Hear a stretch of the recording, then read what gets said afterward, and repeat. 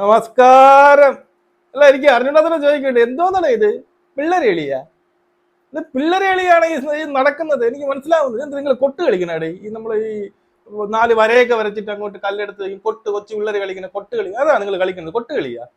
നീ മനസ്സിലായി? ശരി, സംഭവം ശരി. നമ്മൾ ടെസ്റ്റ് നമ്മളെ തോപ്പിച്ച് ഒണ്ടേ തോപ്പിച്ച് അതിൻ്റെയൊക്കെ വൈരാഗ്യങ്ങളൊക്കെ നിങ്ങളിൽ കാണും. ഉള്ളത് തന്നെ, തോപ്പിക്കാനുള്ളതൊക്കെ തന്നെയാണ്. പക്ഷെ ഇമാതിരി എന്തോന്നെ ഒരു മര്യാദ വേണ്ടിട്ട് നിനക്കൊക്കെ? ഒരു മര്യാദ എന്ന് പറയുന്ന സാധനം വേണ്ടേ? എന്റെ അമ്മ 155 റൺസ് 10 ഓവറിൽ അടിച്ച് ജയിപ്പിച്ച് അമ്മാരെ തോപ്പിച്ച്.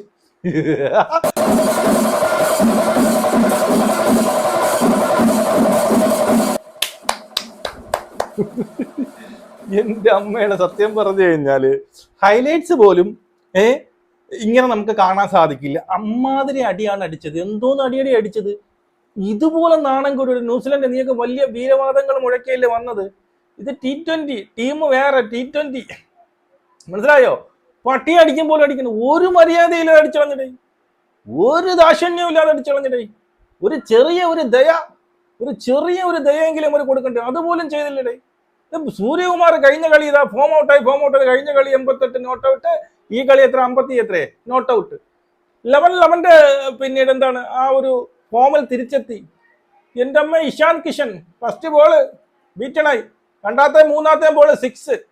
ഇടാവുമ്പോൾ വല്ലാത്ത അടിയാണ്. ഈ കിടന്നവന്മാരെല്ലാം പോണവരെല്ലാം പട്ടി അടിക്കും പോലെ അടിക്കുന്നുണ്ട്. പക്ഷെ ഒരുത്തൻ വന്ന് ദാ പോണ first ball bowled. Sanju Samson. എൻ്റെ അമ്മയുടെ നിന്റെ സമയം ശരിയല്ല. എനിക്ക് ഇത്രേ പറയാനുള്ളൂ, സമയം ശരിയല്ല എന്നുള്ളതാണ്. 3 കളിയുണ്ട്. 3 കളിയും സോഫ്റ്റ് ഡിസ്മിസൽ എന്നേ നമുക്ക് പറയാൻ പറ്റത്തുള്ളൂ. തിലക് വർമ്മ പ്രാക്ടീസ് തുടങ്ങിയെന്നാണ് അറിവ്. തിലക്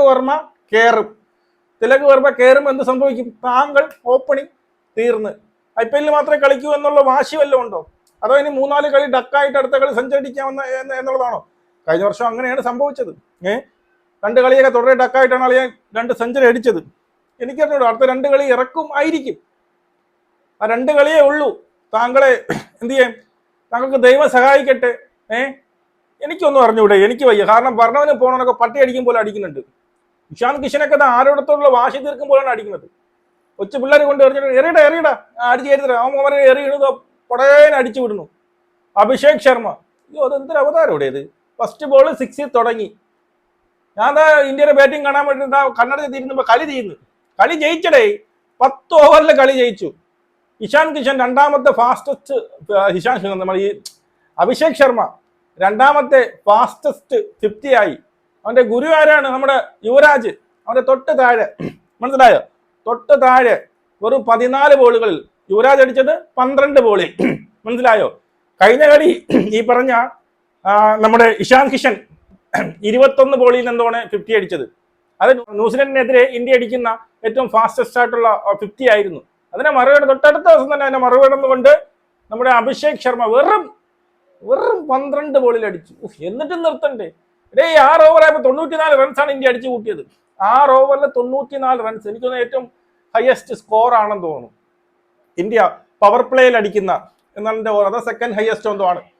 എന്തായാലും കഷ്ടം, പങ്കം. ഇമാതിരി ഇതുപോലെ ആരെയും നിങ്ങൾ ശത്രുവിനോട് പോലും നിങ്ങൾ ഇങ്ങനെ ചെയ്യരുത്. വളരെ വളരെ വളരെ മോശമാണ് നിങ്ങൾ ചെയ്തത്.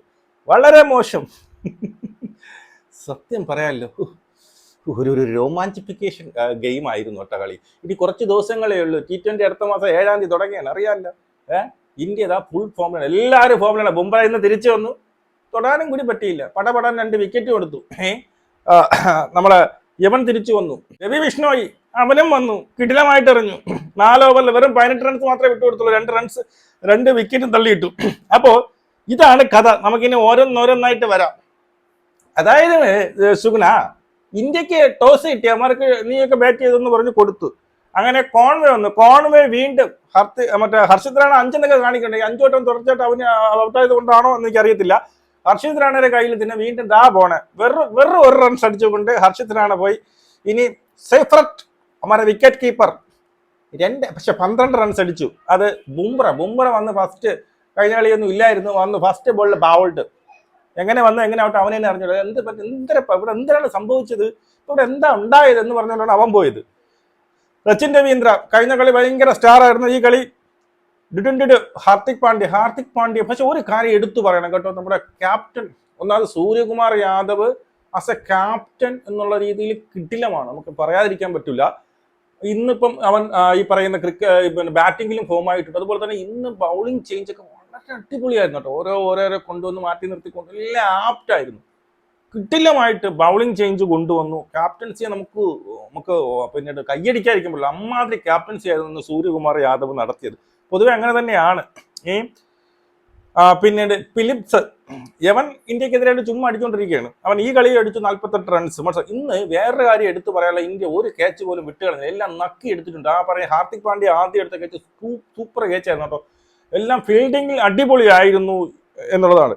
പിന്നെ മിച്ചൽ T20 ശരിയാവുന്നില്ല. വൺ ഡേയിൽ ഇന്ത്യ പട്ടി അടിക്കുമ്പോഴായിട്ട് അടിക്കുന്നുണ്ട്, തുടർച്ചയായ സെഞ്ചുറികൾ അടിച്ചുകൊണ്ടിരിക്കുന്നതായിരുന്നു. പക്ഷേ ഈ T20 ഒന്നും റെഡിയാവില്ല. സാറ്റ്നർ ഇപ്പം പണ്ട് ബൗളർ മാത്രമായിരുന്നു, ഇപ്പം ബാറ്റ്സ്മാൻ ആയതിനു ശേഷം ഇവരെല്ലാം കാട്ടി നല്ല രീതിയിൽ ബാറ്റ് ചെയ്യണം അവനാണെന്നാണ് എനിക്ക് തോന്നുന്നത്. 27 റൺസ് അടിച്ചു കേട്ടോ, അതും ബുംറയ്ക്കാണ് വിക്കറ്റ്.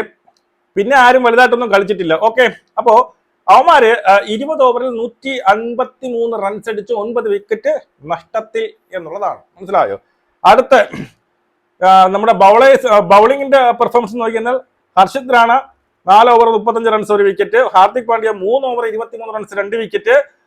രവി ബിഷ്ണോയ് കുറച്ച് കളി ഇല്ലായിരുന്നു, തിരിച്ചു വരവായിരുന്നു, വെറും 18 റൺസ് മാത്രം വിട്ടുകൊടുത്തുകൊണ്ട് 2 വിക്കറ്റ് തള്ളിയിട്ടു.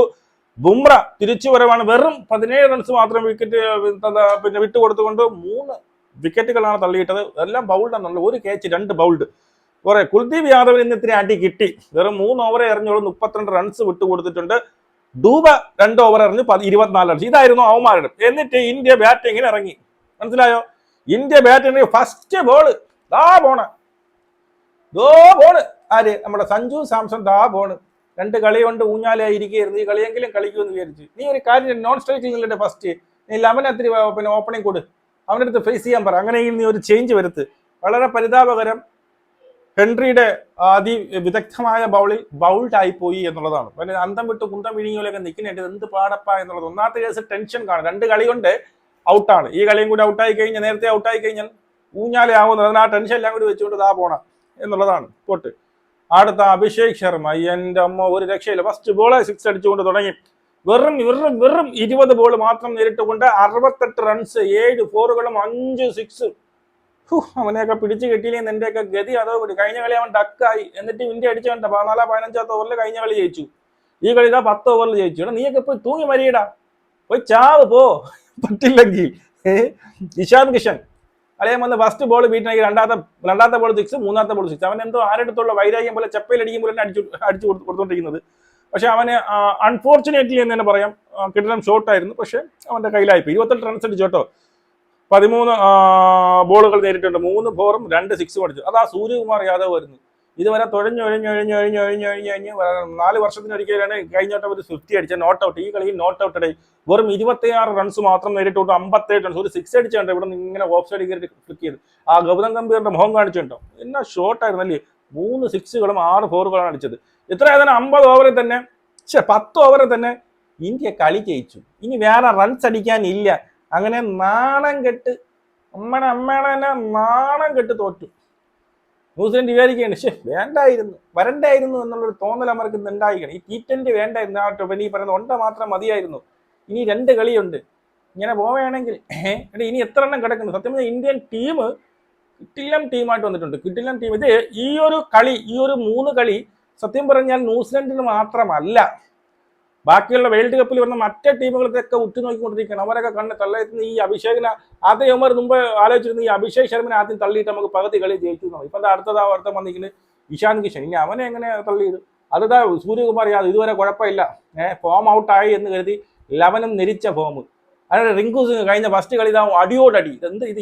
എവിടെ ആരെയൊക്കെ നീയൊക്കെ ഒതുക്കൂടെ? ഹാർദിക് പാണ്ഡ്യ, നമ്മുടെ കുൻഫു പാണ്ഡ്യ, അവന് ഭ്രാന്തായി കഴിഞ്ഞാൽ പിന്നെ രക്ഷയില്ല. മനസ്സിലായോ? അടിക്കുകയും ചെയ്യുന്ന തന്നെയൊക്കെ ചെറിഞ്ഞൊക്കെ നിന്നോടോ ചെറിഞ്ഞു കൂടെ നോക്കി കൊടുക്കും. അതുകൊണ്ടാകുമ്പോൾ നിങ്ങളുടെ മനോബലം കംപ്ലീറ്റ് തകർന്ന് തരിപ്പണമാകും. എന്തായാലും അത്യുച്ഛലമായ വിജയമായിരുന്നു ഇന്ത്യ കൈപ്പടിയിൽ ഒതുക്കിയത്. നമുക്ക് വീണ്ടും കാണാം. ജയ് ഹിന്ദ്.